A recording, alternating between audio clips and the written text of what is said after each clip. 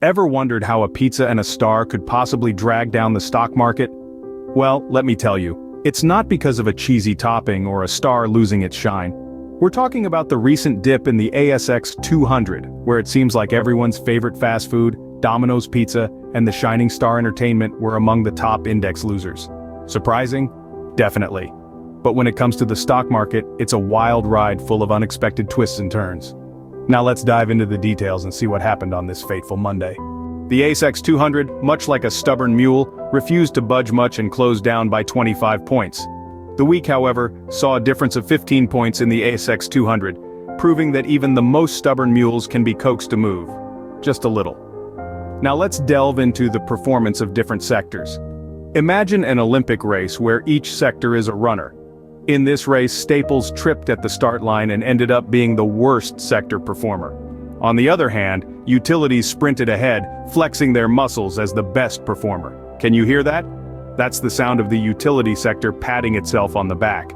Meanwhile, the technology and healthcare sectors decided to take a leisurely jog, resulting in slight gains.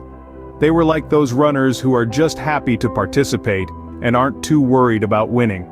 The discretionary energy and materials sectors, however, experienced losses. It seems like they took a wrong turn and ended up at the snack bar instead of the finish line. Hey, it happens to the best of us. Among the top index losers were Domino's Pizza and Star Entertainment. It's a tough day when a pizza company and an entertainment group can't catch a break. Maybe they should consider a joint venture. Domino's Star Pizza Entertainment has a nice ring to it, don't you think? On the flip side, bond yields decided to join the party and slightly increased. It's like that quiet kid at the party who suddenly decides to do a keg stand. Well done, bond yields. However, hang on to your hats, folks, because we're not done yet. In a surprising twist, banks and real estate sectors fell. It's like a plot twist in a soap opera, but with more numbers and less drama.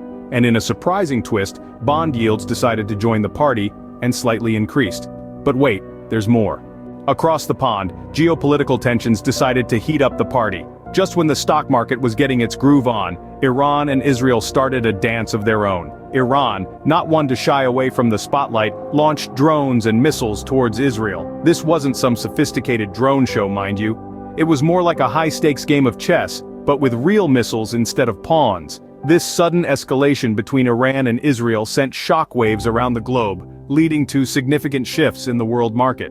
You see, when countries start lobbing missiles at each other, investors tend to get a little nervous. And when investors get nervous, they start to pull their money out of riskier investments like stocks. Now, I'm sure you're thinking, what does a little tiff between Iran and Israel have to do with my stocks? Well, let's put it this way.